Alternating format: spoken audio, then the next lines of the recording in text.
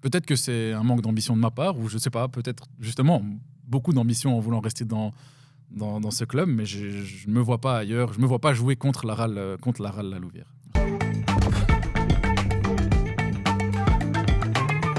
Joueur, éducateur, analyste vidéo, homme de terrain, adjoint et membre du staff en Pro League à seulement 24 ans. Je suis Antoine Thury, effectivement, depuis 2017, il a tout connu dans ce club.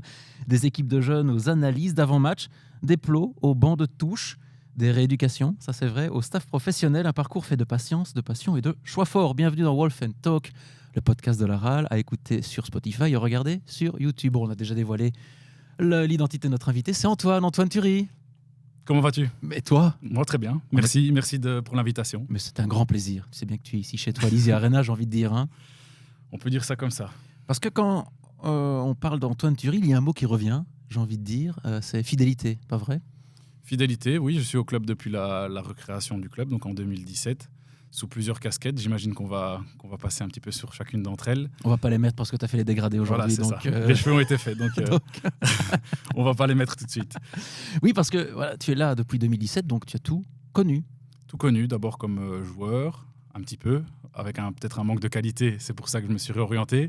Mais d'abord joueur, ensuite coach des jeunes et maintenant dans le staff de l'équipe première. Ne va pas trop vite en besogne, s'il te plaît. Tu es en train de tout spolier, Antoine, s'il te plaît. Quand tu regardes la RAL aujourd'hui, en Pro League, tu te sens comme un témoin privilégié ou un acteur de cette évolution? Témoin privilégié, je dirais en premier, parce que c'est dans un second temps que j'étais vraiment acteur. En tout cas, j'ai supporté vraiment le projet depuis le début, et c'est maintenant depuis quelques années que je me sens plutôt comme acteur, notamment avec la place que j'occupe le week-end. Une belle place d'ailleurs sur le banc. Si je te dis la RAL fait partie de ton identité, on peut le dire. L'identité aussi, via mon père, hein, tout le monde le sait. Enfin voilà, je suis le fils de Tony. Mais non. Je l'ai annoncé aux joueurs il y a quelques semaines. Me dis pas qu'ils ne le savaient pas quand même. Certains joueurs ne le savaient pas. Donc c'était justement pour leur annoncer qu'on fait bien la part des choses, que leurs discussions sont vraiment confidentielles, que je ne suis pas au courant de tout ça, que j'ai vraiment cette casquette, comme on disait, de coach, et que je n'ai pas d'informations confidentielles, quoi. On l'a dit, hein, tu es un petit peu le Rémi Brica ici à la RAL. Tu as connu le club comme joueur, on l'a dit, éducateur, analyste, membre du staff. Est-ce que tu as l'impression d'avoir, on peut le dire, hein, on a l'impression vraiment que tu as grandi en même temps que lui? C'est vrai, j'aurais aimé peut-être plus grandir en tant que joueur. Justement, la passe D. T'en faisais quand tu étais joueur, des passes D? Pas trop. Par moment, oui, mais bon, en tant que défenseur, c'est toujours plus compliqué. J'aimais quand même bien aller marquer mon but sur phase arrêtée. Sinon, pas énormément de passes D. Parce que, messieurs, dames, il faut savoir que notre ami Antoine, ici, a été donc joueur à la RAL. Joueur à la RAL. Avant ça, t'avais... J'avais joué dans mon club de village qui est Casto. Tu connais, tu suis certainement avec Antenne Centre. Effectivement. Et par la suite, j'ai été 1 an à RAQM à l'époque. C'était près de la région où j'habite. Et puis en 2017, directement à la RAL. Tu es joueur, donc ici à la RAL, mais la vie fait que tu te fais les croisés. On peut interpréter ça comme l'excuse facile. Hein, Qu'est-ce qui s'est passé? Malheureusement, je commençais à prendre un petit peu de temps de jeu avec les U21, donc l'équipe réserve à l'époque. Et pour l'anecdote, mon changement était prêt en bord terrain et je me blesse à ce moment-là. Ah oui, là c'est la guigne. Hein. Sur un tacle, l'adversaire vient me percuter le genou et je me blesse à ce moment-là. Tu te souviens du moment précis? Ouais, je me souviens bien. Tu te souviens de l'adversaire? À l'Olympique de Charleroi, sur le synthétique à l'arrière. Un vendredi soir avec l'équipe réserve. Pour mon 3e ou 4e match titulaire consécutif. Et donc voilà. Mais tu avais dans un coin de ta tête l'envie de gravir les échelons en tant que joueur? Oui, c'était depuis tout petit, comme pour tout le monde, c'est vraiment un rêve de devenir joueur de foot. Et après les blessures, j'imagine que je vais aussi anticiper les prochaines questions, mais je me suis directement réorienté. Tu arrêtes, pas tout de suite. Mais là, quand il y a ce tacle à l'Olympique de Charleroi sur le terrain annexe, au début, je me dis, ça va, c'est juste un petit coup. Mais puis après, je me rends compte que j'ai quand même assez mal. Et je fais les examens. Et malheureusement, c'était les ligaments croisés. Donc 8 mois. Je me suis bien réentraîné, une bonne rééducation. Tout se passait bien aussi de nouveau. Après 2-3 mois, je recommençais à prendre vraiment du temps de jeu après avoir repris les entraînements. Et de nouveau, pour la petite anecdote, ça va être assez marrant. Un mercredi soir, aller reprendre 45 minutes de temps de jeu en U19. Je fais mes 45 minutes, tout se passe bien. Malheureusement, un joueur se blesse, donc je continue de la rencontre. Et sur un saut anodin, je me blesse l'autre genou. Donc monsieur ne fait pas les choses à moitié. Tu t'es fait les croisés, les deux, donc en un an de temps, quelque chose comme ça, ouais. Peut-être un an et demi pour compter large, mais c'est presque ça. Qu'est-ce que tu te dis là? Tu te dis, mais tout s'effondre. La deuxième fois, je me rends compte tout de suite que je me suis fait les croisés. Enfin, pour moi, la douleur était similaire, donc je m'en suis vraiment rendu compte rapidement. Et tout s'effondre, bof, oui et non. Après, il faut continuer à avancer et justement se réorienter pour continuer la vie, quoi. Oui, mais justement, réorienter la vie, c'est beau ce que tu dis. Mais voilà, il y a cette deuxième grave blessure. Tu te fais donc les croisés une seconde fois. Tu te dis quoi? Tu te dis, bon, voilà, en tant que joueur, c'est bon, j'arrête. Je me suis jamais dit que j'allais arrêter en tant que joueur. Le malheur a fait que le Covid est arrivé à ce moment-là. Donc, j'ai pas pu me faire opérer tout de suite. J'ai dû passer mon confinement avec Il les enchaîne, hein, lui. mon genou dans mon attel. Je me suis fait opérer juste derrière à la fin du confinement. Une des premières opérations, une fois qu'on pouvait reprendre. Et je me suis pas dit que tout était fini en tant que joueur parce que j'ai refait ma rééducation. J'ai repris avec les U21 à la RAL. Et puis après, comme j'avais, justement, on en discutera tout à l'heure, j'imagine, mais pris ces cours d'entraîneur et commencé à coacher les jeunes, j'ai choisi de faire un pas de côté, d'aller jouer avec la deuxième équipe, à l'époque la P4, avec qui on était champion, et la P3 de nouveau, pour ensuite arrêter. Et parce que psychologiquement, on doit être atteint. Oui, atteint, surtout atteint des douleurs qu'on a quotidiennement, de plus savoir faire les mêmes mouvements, d'avoir mal par moment. Donc c'est surtout atteint pour ça. Après, on se réoriente vite et on se dit, ok, la vie continue, on va trouver vers quoi aller par la suite. Donc c'est à cette période-là, c'est à ce moment-là que le coach naît en toi. C'est ça, lors de ma première blessure, j'ai toujours eu cette fibre avec les enfants en tant qu'éducateur pour les animer. J'ai toujours bien aimé. Et lors de la première blessure, directement, j'ai voulu commencer les cours d'entraîneur par les premiers brevets qu'on peut trouver à la fédération. Donc c'était le brevet aspirant, je pense, à la base. Et j'ai commencé à accompagner les U9 à l'époque, je me rappelle, mais vraiment en tant que presque coach adjoint pour découvrir.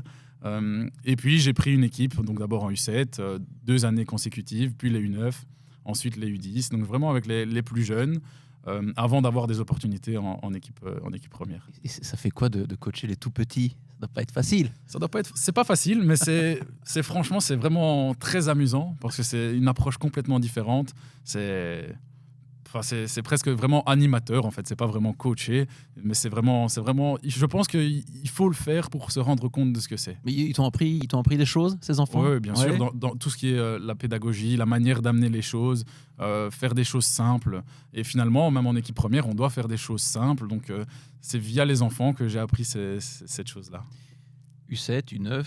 Et tu passes tous les brevets, tu dis, jusqu'à celui UFAA? UFAA, maintenant, je suis en train de terminer ma 3e année d'UFAA, donc j'arrive au bout ici au mois de mai. Et après UFAA, Après, c'est l'UFA Pro, donc il faudra poser sa candidature pour pouvoir aller à peu. l'UFA Pro, mais je manque, à mon avis, un petit peu d'expérience pour pouvoir postuler. Tu es un petit peu le Julian Nagelsmann de la rage, j'ai envie de dire, 24 ans. N'exagère pas quand même. C'est fou quand même, c'est fou. Avant de passer toutes les facettes de ta carrière, tu as aussi été un peu l'homme de l'ombre ici à la RAL. J'ai vu Kitman, donc tu as aidé Livio à placer les équipements, c'est Entre ça? autres, mais en fait, j'ai toujours, comme tu le disais tout à l'heure, hein, j'ai toujours adoré suivre l'équipe. J'allais à tous les matchs, que ce soit à domicile, à l'extérieur. L'équipe première. L'équipe première, oui, c'est ça. Même en étant joueur, après mes matchs, je venais voir les matchs de l'équipe première. Et donc, j'ai toujours voulu les suivre de l'intérieur pour me rendre compte un petit peu de ce qui se passait. Et j'ai eu à un moment donné l'opportunité de suivre Livio pour l'aider, parce qu'on cherchait des gens pour aider à mettre le matériel dans les vestiaires. Et ça me permettait en fait de me balader dans les couloirs et de croiser les joueurs, que ce soit en D3 amateur, D2 amateur. Donc c'était vraiment une première approche super intéressante de voir ce qui se passait à l'intérieur du vestiaire. Oui, mais tu as donc appris un petit peu le métier, en fait. C'est ça, me rendre compte surtout de ce qui se passe. Et puis après, de fil en aiguille, on a commencé à me donner de plus en plus de tâches, que ce soit au niveau football ou alors au niveau organisationnel, pardon. Donc, j'ai commencé à connaître un petit peu le milieu comme ça. Oui, parce que tu as été formé par plusieurs personnes, hein, c'est ça, pour tout ce qui est GPS, pour la vidéo également, et puis on y reviendra dans quelques instants par David Verwilgen pour la méthodologie aussi. C'est ça, j'ai commencé donc en kitman, on peut dire le terme, hein, mais j'accompagnais l'équipe le jour de match. Ensuite, on a commencé à se professionnaliser en voulant investir dans des GPS. Donc là, j'ai accompagné à l'époque, c'était Tristan Vansul, le préparateur physique. Je l'ai accompagné pour tout ce qui est fonctionnement, mise en charge des GPS, s'assurer que tout fonctionne bien, Mais le petit logiciel. Tu t'y connaissais déjà un petit peu? Je m'y connaissais pas vraiment, j'ai appris sur le tas. Et donc, comme je suivais toujours mes formations en parallèle, je suivais aussi des formations sur les GPS pour me rendre compte de ce qu'il fallait faire ou ne fallait pas faire sur cette utilisation. Donc c'était ça, les GPS. Ensuite, David Verwilgen est arrivé au club. Et donc, de fil en aiguille, comme j'étais déjà un petit peu avec les GPS, il a voulu me proposer de travailler un petit peu avec la vidéo. C'est là que j'ai commencé à travailler avec la vidéo également. Et après, Nicolas Frutos est arrivé dans une deuxième étape. Et là, je me suis vraiment professionnalisé en devenant coach adjoint et méthodologie. Mais j'ai envie de dire, tu es un pur produit du club, en fait. On peut dire ça comme ça, oui. Tu as parlé de David Verwilgen. Il a senti en toi, il a vu en toi quelqu'un qui pouvait apporter sa pierre à l'édifice? Je ne sais pas vraiment, je suppose, mais c'était surtout qu'on devait créer une petite, on peut dire, cellule où on devait commencer à se professionnaliser au niveau de l'analyse vidéo, au niveau des GPS, à tous les niveaux en fait.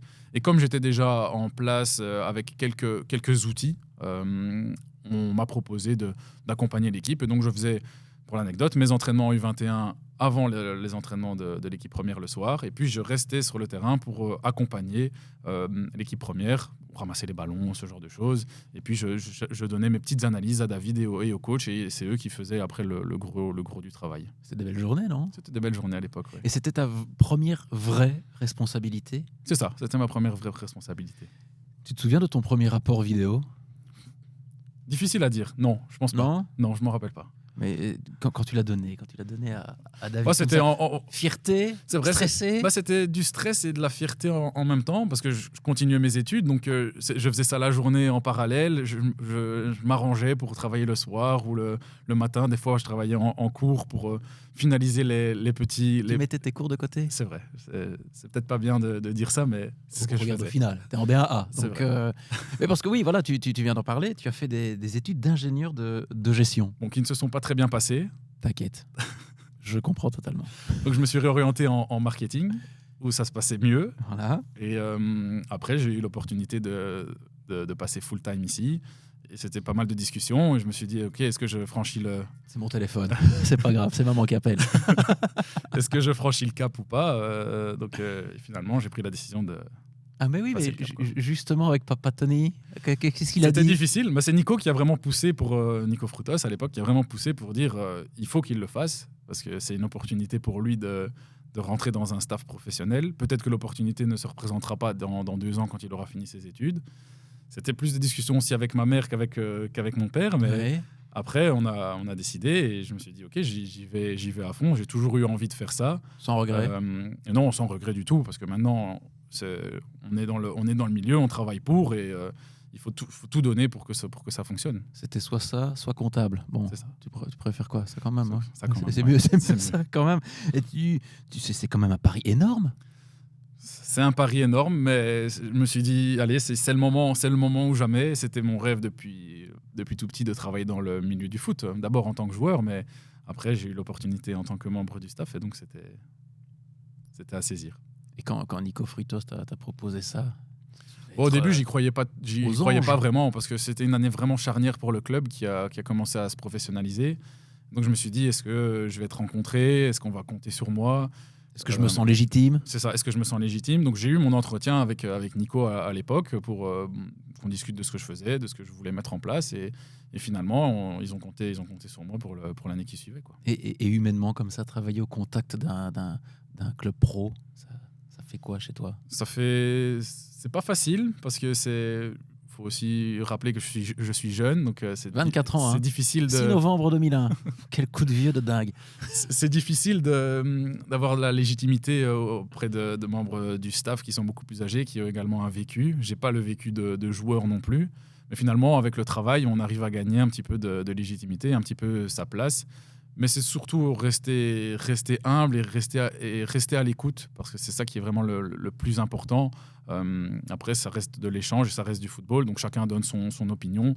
Personne n'a vraiment la science infuse, donc on fait comme on peut. Et parce que tu es quand même entouré de sacrés caractères. Hein. Fred Taquin, Clément Timon, Mika Seoudi.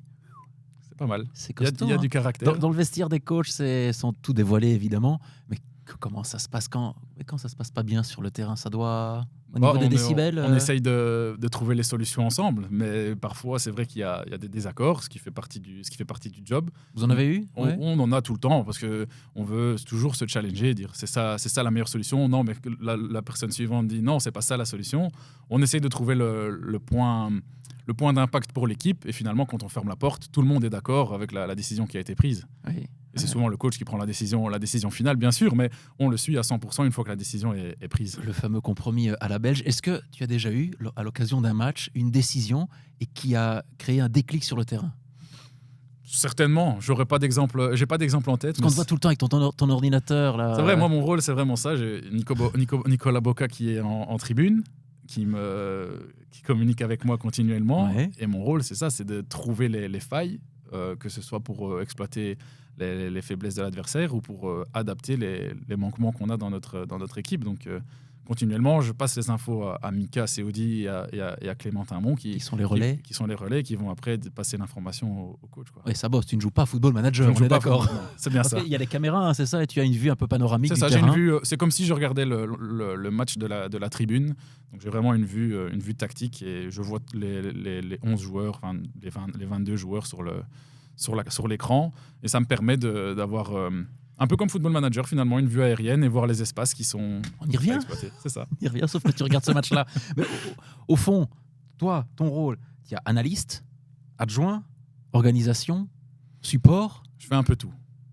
Je fais l'homme orchestre. Vraiment un peu de tout. Mais non, principalement, c'est ça, c'est analyse vidéo et coach adjoint. Donc, je m'occupe de tout ce qui est vidéo, méthodologie, avec les thèmes d'entraînement, les analyses de match, donc notre adversaire, notre propre match, en relais avec Nico Boca. Et en plus, sur le terrain, je suis également là en support pour animer les exercices, pour faire en sorte que l'entraînement soit fluide, avec la gestion des équipes et ce genre de choses. Quoi. C'est une sacrée charge de travail quand même. Comme dans tout. Il faut travailler. Mais ouais, mais il faut travailler. Mais une semaine type avec Antoine Thury. Voilà, je t'accompagne le lundi à 8h du matin, tu arrives au bureau, tu joues face à une équipe lambda. Ton lundi, ou ta semaine. Décris-nous un peu ta semaine. Déjà Vous avez 3 jours. Non, mais... non, déjà le soir du match, donc, on va jouer le premier match par exemple le samedi. Ouais. Le soir du match, avec l'équipe d'analyse, on fournit au staff un rapport détaillé de notre match avec les vidéos qui sont coupées moment de jeu par moment de jeu. Ça permet déjà, souvent c'est un jour de congé ou même entraînement le lendemain, ça permet déjà au staff de pouvoir revisionner le match complet, mais de façon séquencée, sans devoir revoir le match en entier. Ils ont déjà tout qui est découpé. Et puis le premier jour de la semaine, c'est directement on revisionne ces images ensemble avec le staff pour décider quel point d'impact on va avoir vers les joueurs. On présente l'analyse de l'adversaire du match suivant et on planifie la semaine d'entraînement pour être prêt pour attaquer le prochain match. Quoi. Tu divulgues pas beaucoup de choses, hein, Non, quand même. Je reste assez discret. Il faut bien, il faut pas tout dévoiler non plus. Mais c'est vraiment un job et donc, à plein temps. C'est ça, à plein temps. Et donc la semaine d'avant, on prépare déjà l'adversaire suivant. Cette semaine, on est, je ne sais pas si je peux parler de façon temporelle. On fait en sorte d'être intemporel. Et donc, par exemple, si on jouait, c'est difficile de faire Ouais, ça maintenant. j'avoue, l'exercice est difficile, hein, mon gars. Donc cette semaine, on prépare pas l'adversaire suivant, l'adversaire encore Parce que d'après. l'adversaire, Semaine plus 2. Voilà, par exemple, l'adversaire de cette semaine est déjà prêt. L'adversaire de cette semaine est déjà prêt, déjà finalisé depuis même la semaine passée, parce que c'était une semaine particulière en jouant le vendredi. Je divulgue un petit peu. Mais c'est pas grave. Non, donc c'est ça, on prépare toujours entre nous, les analystes et les coachs adjoints, l'adversaire suivant. Et on s'y retrouve? On s'y retrouve. Oui, on s'y retrouve pas du tout là. Hein. Et donc tu dois préparer l'adversaire. On regarde déjà. Mais les joueurs sont. Les joueurs ne sont au courant de rien avant la semaine de match. Oui, de fait. Donc par exemple, on joue le standard ce week-end. Les joueurs reçoivent le lundi l'analyse du standard. Enfin pas le lundi, mais durant la semaine, l'analyse du standard. Et ils n'ont pas d'autres informations. Même chose pour le coach. Par contre, la semaine où on joue le standard, si on joue par exemple le Cercle de Bruges la semaine suivante, on prépare nous, le staff, le cercle de Bruges, pour être prêt pour le lundi. Ah oui, donc tu dois avoir une semaine d'avance. Continuellement une semaine d'avance, c'est Oui, ça. j'ai l'impression qu'il faut vraiment être carré. Après, il y a pas de... Il faut vraiment être carré. C'est ça. Il faut pas... Organiser et vraiment suivre les deadlines pour ne pas... L'improvisation ne fait problème. pas partie de votre Non. vocabulaire, j'ai l'impression, C'est monsieur Thury. Et le moment où tu t'es installé pour la première fois ici à l'Easy Arena, lors du premier match, la journée inaugurale en C'était- D1A face au Standard, c'était quoi? C'était vraiment particulier, vraiment des frissons. À un certain moment du match, j'ai eu l'impression de me déconnecter du match complètement et de ressentir la ferveur du stade et les supporters. Et j'ai vraiment eu des frissons. Je me suis reconnecté tout de suite après sur la rencontre, mais c'était vraiment très très impressionnant en tout cas au début. Et même d'un point de vue personnel, tu as probablement dû repenser à la blessure qui a engendré tout ça, et tu te retrouves en D1A. Ouais, peut-être pas penser la à la blessure, mais bon, ouais, c'est vrai, le mais parcours. je me dis c'est fou d'être en division 1 et de jouer contre le Standard. Non, j'y croyais pas au départ et je me suis dit ça y est, on y est maintenant, il faut travailler à fond pour y arriver. Ça faisait partie de tes rêves quand tu as débuté ces cours de coaching? Oui, clairement, très clairement. Ça fait partie de mes rêves. Et il y a encore d'autres rêves à accomplir, mais ça fait vraiment partie de mes rêves. On va y arriver au niveau des rêves. Voilà, l'ADN RAL. La RAL, c'est le club de ta vie, de ta petite vie jusqu'ici. Oui, c'est vraiment le club phare. C'est le seul club que je regarde. À l'époque, je regardais un peu la Juve, les matchs et tout ça, mais maintenant, forcément, je regarde les matchs de Division 1 parce que je dois les préparer. Obligé, Mais, 2 semaines avant. Mais mais sinon, c'est vraiment le club de ma vie maintenant. Ouais. tu te verrais ailleurs, en Belgique? En Belgique, pas. Peut-être que c'est un manque d'ambition de ma part, ou je sais pas, peut-être justement beaucoup d'ambition en voulant rester dans ce club, mais je ne me vois pas ailleurs. Je me vois pas jouer contre la RAL La Louvière. Ce serait quand même un sacré pincement au cœur si un jour ça devait arriver, non? Non, ouais, très clairement. La seule opportunité, ce serait en Coupe d'Europe si jamais je suis amené à aller à l'extérieur, mais aller à l'étranger, pardon. Mais non, je me vois pas jouer contre la RAL. Impossible. Pourquoi? C'est les gens, c'est la commune, c'est l'ADN vert et blanc, c'est le sang vert et blanc. Ouais, on peut dire le sang vert et blanc. Je sais pas si on peut vraiment dire ça, mais c'est l'accroche pour la ville, pour le club, pour tout ce qu'on a construit finalement depuis 2017. Je me dis non, c'est pas possible. Pas d'infidélité. Pas d'infidélité. T'es un gars fidèle, toi. Ouais. Je le sais bien. Et justement, tu viens de parler de la montée en D1A. Tu l'as vécu comment, cette montée, personnellement et professionnellement? Bon, on y a toujours cru. Hein, là, donc, dès qu'on a démarré en D1B, qu'on a vu le groupe en préparation, on s'est dit on peut faire quelque chose avec ce groupe. On s'était même dit à l'époque, pour rigoler, c'est tout ou rien. Soit on monte, soit on fait catastrophique en D1B. Au début de saison en D1B. En D1B, l'année passée. Ouais, hein. ouais. Et puis finalement, au fur et à mesure de la saison, on s'est vraiment senti bien, senti rassuré avec quelques matchs clés. Et puis le jour du match à Lommel, c'était une pression, une grosse pression, mais indirecte. Les joueurs devaient certainement le vivre différemment, mais moi j'étais très stressé. Et une fois que le match a démarré, ça s'est un petit peu, allez, ça a disparu. Libéré un Libéré. peu. Même à 1-0 pour Lommel. Jusqu'à la mi-temps. À partir de la mi-temps, j'ai commencé à avoir un petit peu de pression. Et à 1-0 pour Lommel, je me suis dit, oui, c'est la catastrophe. Jusqu'au moment où on égalise. Dès qu'on a égalisé, je me suis dit, on va encore avoir une opportunité et on va monter. À 1 partout, tu À sentais? 1 partout. Ouais, je me suis dit, je ne sentais pas qu'on allait forcément gagner, mais je me suis dit, on va encore avoir une opportunité pour gagner le match. Finalement, on l'a eu et on a marqué. Quoi. Oui, et ce fameux but de Belki, je pose la question à chacun d'entre vous. Tu l'as ressenti comment cette Bon, à ce moment-là, c'est le vide complet. Hein. Tu ne sais plus où tu es et c'est de l'émotion. Tu hésites entre courir sur le terrain ou rester en place pour prier pour que le match se termine. Toi, t'as fait quoi? Moi, je suis resté en place et j'ai essayé d'un petit peu canaliser tout le monde pour garder la tête froide. Ouais. Mais non, après, c'était juste attendre que le match se termine pour courir. Et au coup de sifflet final, je me souviens plus de trop. J'ai couru partout vers les supporters pour célébrer ça. Quoi. Et la D1A, désormais, ça fait quoi? C'est... Est-ce que la charge de travail est différente? Pas réellement. Non. C'est pas vraiment différent. Peut-être la pression des matchs est plus importante parce que c'est tous les week-ends des très gros matchs. Mais en termes de charge de travail, je pense pas parce qu'on préparait les matchs aussi bien en D1B. Maintenant, il y a plus de choses à faire forcément parce on développe d'autres projets. Mais dans l'ensemble, la charge de travail reste la même. Et la D1A, c'est simplement magnifique, quoi. On joue que des beaux matchs tous les week-ends et on essaye de faire le mieux possible. Tu vas au Lottopark, tu vas au Jan Breydel Stadion, tu vas à Asclessin pour ne citer que ces 3 stades. Ça doit être pour toi quelque chose de... Oui. Ouais, c'est exceptionnel. À chaque fois que j'arrive dans le stade, je regarde un petit peu, m'imprégner un petit peu de l'ambiance, parce que finalement, ce sont des stades où je ne suis jamais allé, donc c'est aussi particulier de découvrir ces ambiances un peu chaudes. Mais non, c'est simplement magnifique. Mais tu te rends compte aussi du chemin parcouru, le ça. chemin que tu as parcouru. Oui, bien sûr. Le futur pour Antoine Thury, voilà, pour l'instant, tu es en place à la RAL, mais est-ce que dans ton esprit, dans tes rêves les plus fous, te voir T1? C'est un objectif lorsque j'ai démarré les cours d'entraîneur. Maintenant, je pense que j'ai encore beaucoup de chemin à faire. Mais ça peut être un des objectifs à terme, oui, en effet. Parce qu'il y en a beaucoup qui ont débuté comme toi, hein, même encore au plus bas de l'échelle, et qui sont devenus entraîneurs à proprement parler. Donc, oui. Pourquoi pas? Il dit rien. Non, mais c'est vraiment un rêve. Hein. C'est un rêve depuis tout petit. Et maintenant, depuis que j'ai commencé les cours d'entraîneur, je me dis, oui, bien sûr, c'est un objectif. Mais c'est vraiment à long terme. On peut parler de même très long terme. Je ne me vois pas encore coach principal pour l'instant. Tu n'es pas pressé? Non, pas pressé du tout. Il faut d'abord acquérir en expérience, apprendre énormément. J'ai encore beaucoup à apprendre auprès des gens que je côtoie quotidiennement. Donc, il faut encore du temps. T'apprends avec nos amis Fred Taquin, Clément Tamon et... J'apprends énormément. Ouais. Énormément. Il dit rien, le type, il dit rien. Le coach que tu veux devenir, voilà, t'es coach dans 4-5 ans. Plus, hein. Plus? Oui. Coach principal, plus. Hein. Au moins 35 ans. Il y en a qui ont débuté très tôt. Hein. Il y en a en première ligue, on a évoqué... Après, on ne sait jamais, hein, mais bon.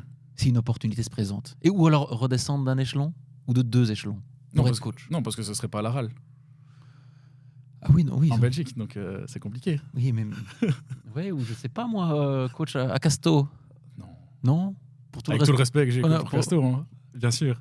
Imagine, voilà, te mets un contrat. Pourquoi pas un jour? Pourquoi pas? Voilà, pourquoi pas un jour, avant la retraite. Avant la retraite. Par exemple. Mais il ressemblerait à quoi, le coach Antoine Thury? Voilà, tu arrives en conférence de presse. J'étais pas préparé à cette question. Je sais, parce que c'est comme ça.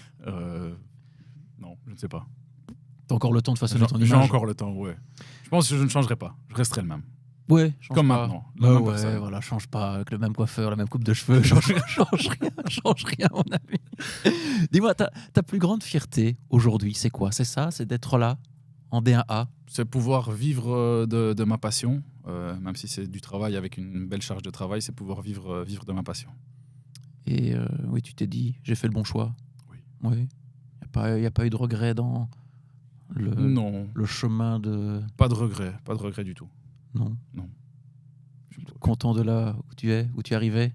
Très content. Très content, je le vois, il a une banane incroyable. On peut faire un petit quiz avec toi? On peut essayer. Mais ne t'inquiète pas, c'est pas question pour un champion. J'ai toujours peur des petits quiz. Mais non, ne t'inquiète pas, ce sont des réponses rapides, sans réfléchir.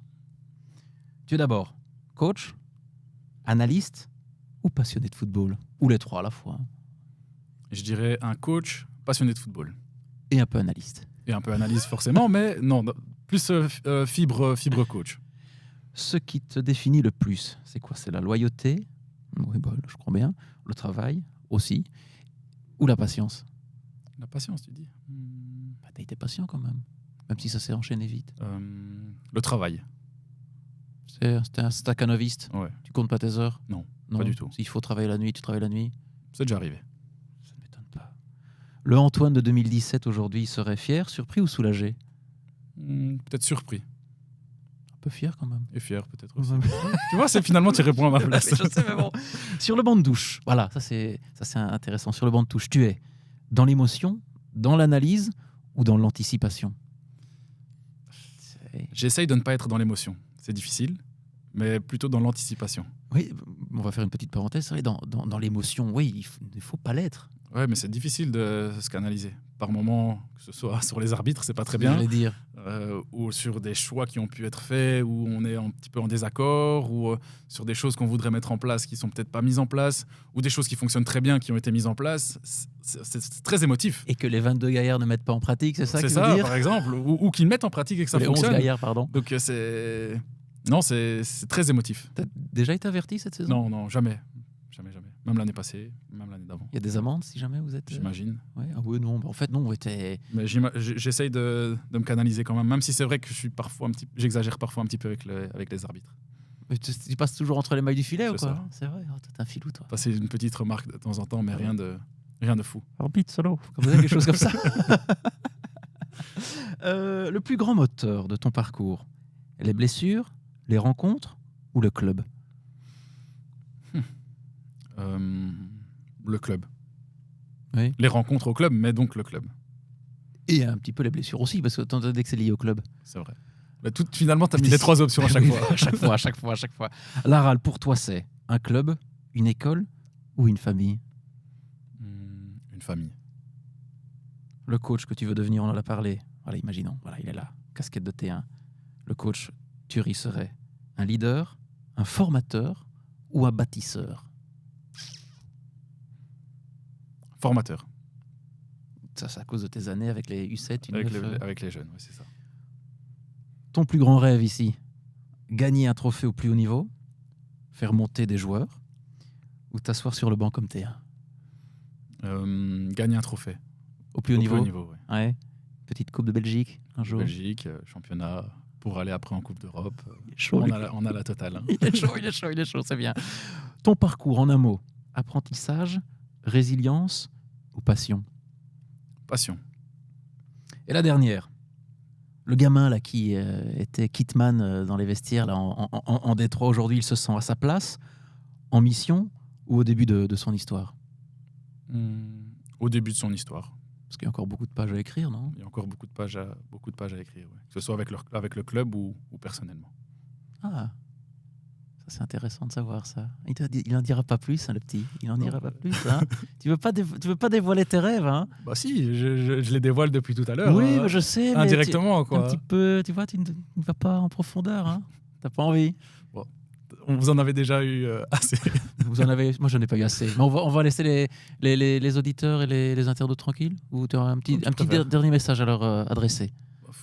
Un dernier message à adresser. Moi, je dirais qu'on doit tous souder les coudes et avancer dans le même sens, continuer à venir au stade et à s'abonner pour avoir beaucoup de monde dans les tribunes, parce que ça nous booste vraiment et on sent la ferveur et on se sent vraiment poussé. Donc on doit tirer tous ensemble dans le même sens vers nos objectifs, quoi. Et personnellement, croire en ses rêves? Croire en ses rêves, très important. Parce qu'il y a encore beaucoup de choses à écrire. Merci Antoine. Merci à toi.